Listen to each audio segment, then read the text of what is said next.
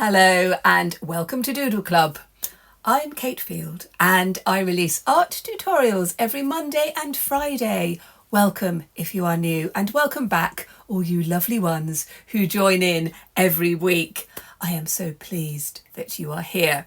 So today we're going to be exploring the quiet elegance of muted colours in watercolour painting with just a minimal palette, sort of soft greys, gentle greens and a touch of warm earth.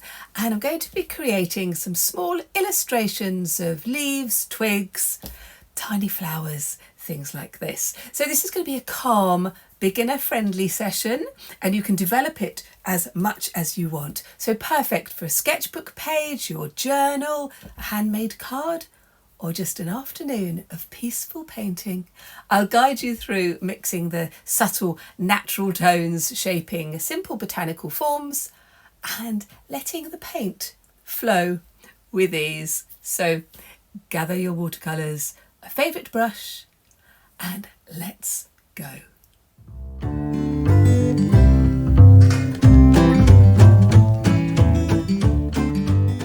Well, I do hope you are well. Now, I'm going to be doing this in my sketchbook, and I might do some on some separate pieces of paper as well.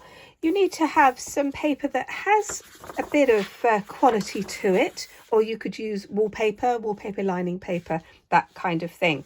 Now we're going to be creating these muted colours, and I've treated myself to some new watercolour paints as my old ones were very, very tired and I was running out of all sorts of things. But you can use whatever you want. Now, obviously there's loads of colours here and that can be a little overwhelming. So sometimes just using a minimal palette can be really good. Now I've started to do some over here. I'm going to show you how I create them. Now I'm going to be using this ochre colour here. So mix it up there on the tray. And then I'm going to add some purple to create a more muted colour. And I really advise you to just sort of play with creating these sorts of tones and colours, because when we go straight from the palette to the page, it can be a little bit too intense. Now, sometimes that's wonderful and that's exactly what we want. But other times, actually, you want something that is a little bit more subtle. So I'm creating this sort of blobs. They're kind of square-ish, sort of squarish.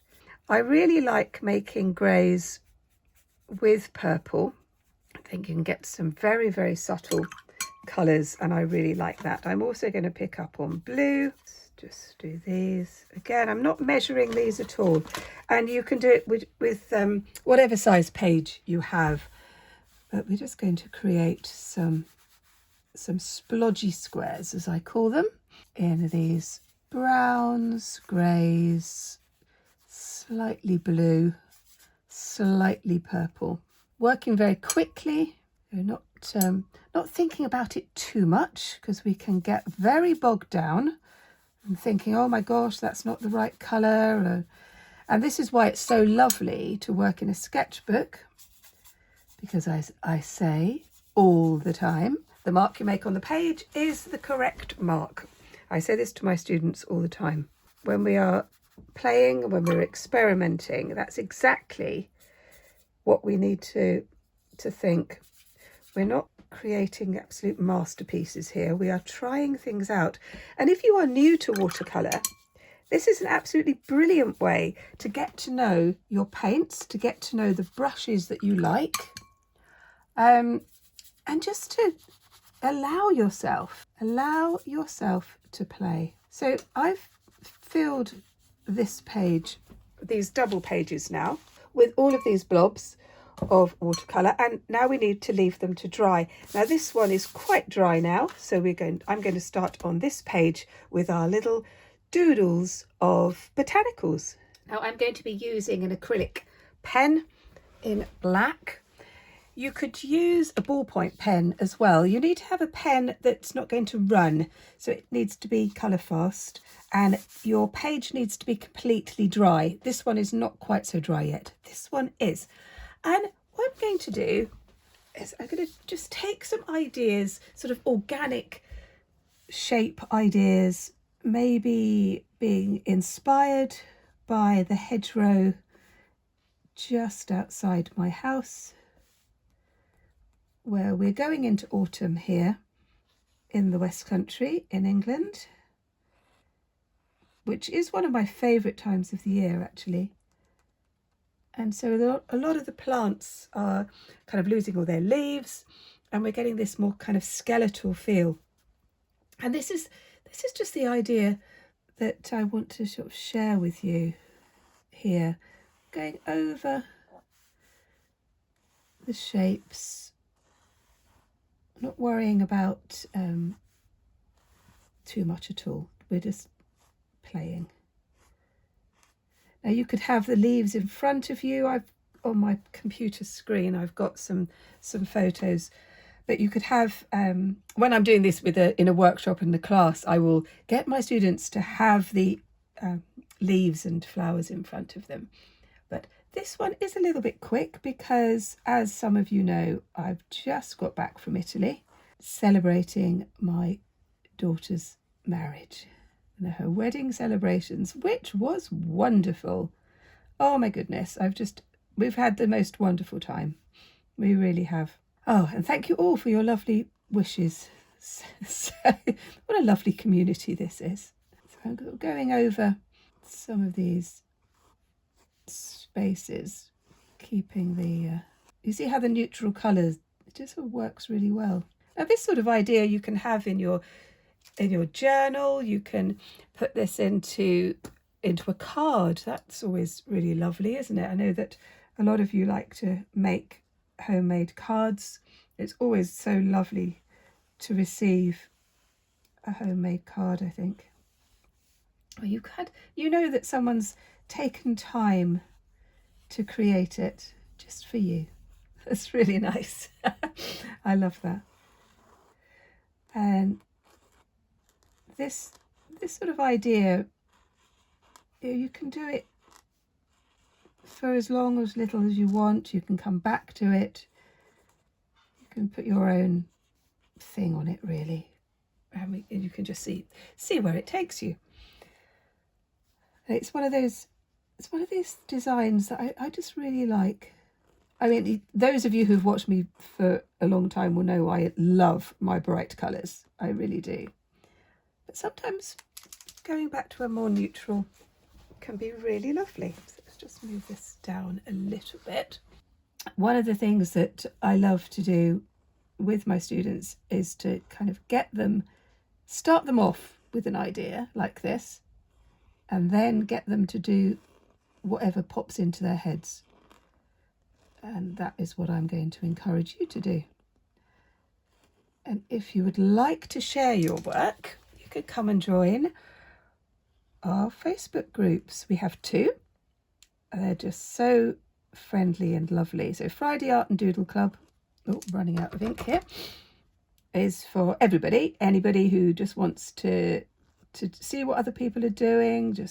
We can be really supportive of each other, and it's just a lovely place to share. You can ask questions, and I'll post various things on the page.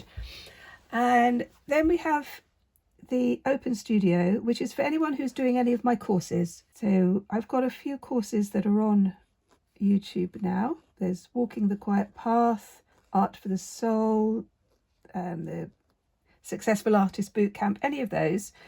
And if you want to sort of be more specific in sharing your stuff on the Facebook group, they're the ones. So that's a much smaller group, and it's very new. I've only just started to do that. So again, just sort of putting in these ideas, and yeah, you can make it as complicated as you want, or you could be very, very simple, which can be just lovely actually, can't it, if we keep things very simple.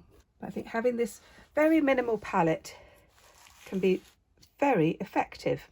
Now I am going to show you another thing that we can do. It's going to move over to this page. This page is still not quite dry, and so I thought I would get my paints again. I'm just going to plonk them on top of there really, Again, I'm going to pick up some of these colours, actually going to mix them all together. And I'm just going to do some splatters. A few little splatters. I think it needs to be a little bit more grey. Let's add a bit of purple. A bit of purple to green makes the most gorgeous grey. A little bit of splattering. I do like a splatter. And I'm sorry, you can imagine when I'm doing this with my young children and some of my older students, to be fair, they quite often get a little bit carried away with the splattering, but that's okay. I'm going to leave that to dry, and then we're going to do some more botanicals to finish. So I'm just going to go back to this one, because what we can do now is to just add a little bit more colour to some of these elements. You can see the different sorts of effects that you can have. It's a little bit too bright, that orange. Let's just get a little bit more water on there. That's better. There we go. So you can just add a little bit to the actual element itself. Let's just do another one. Like that, just in here.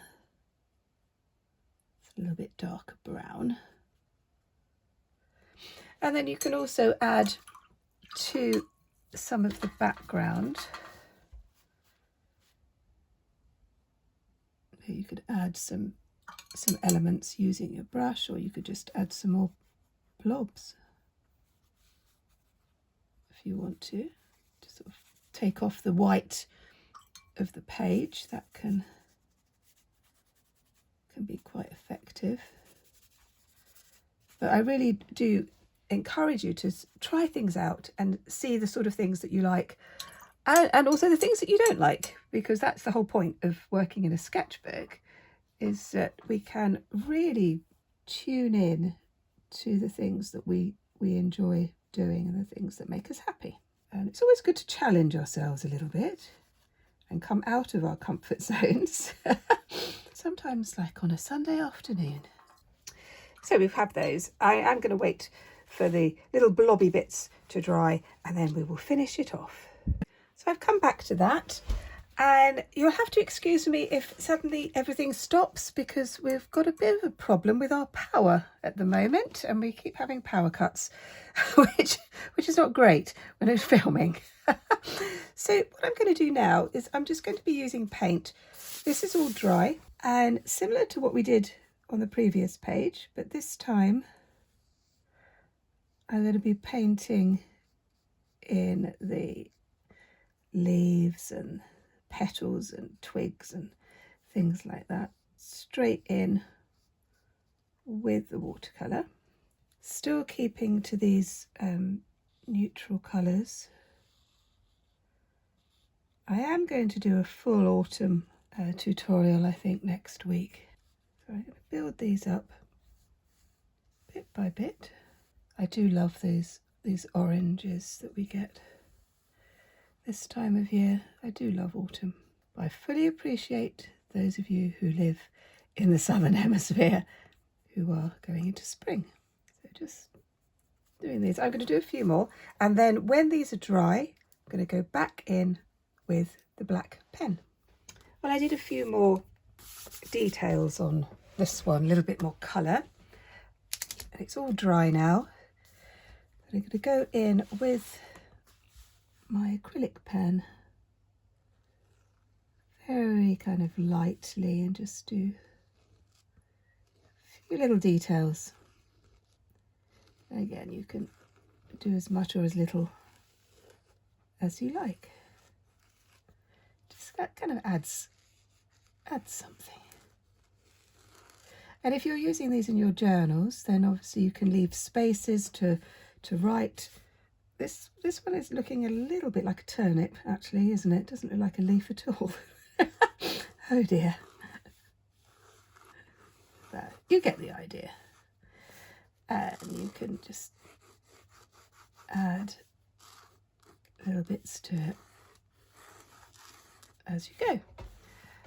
I quite like this idea of putting one right across the 2 squares. I think that works well. You can see that I'm working really quickly. If you want to sort of free up your art, practice working quickly. And it doesn't matter if it goes wrong. And I sort of really stress this in all of my classes, that allowing yourself to try new things, come out of your comfort zone, can be really, really good for the development of your creative practice. It's important that we allow ourselves to do that. Anyway, I'm liking these. I've got some ideas now. I want to take some of these ideas and develop them a little bit more. Well, I do hope you enjoyed doing those and that you've got lots of ideas of your own. And if you haven't liked and subscribed, and this is the sort of thing that you do like, that would be wonderful. And if you want to see some more, look at this one, because I think you're going to enjoy it. And I will see you next time. Bye bye.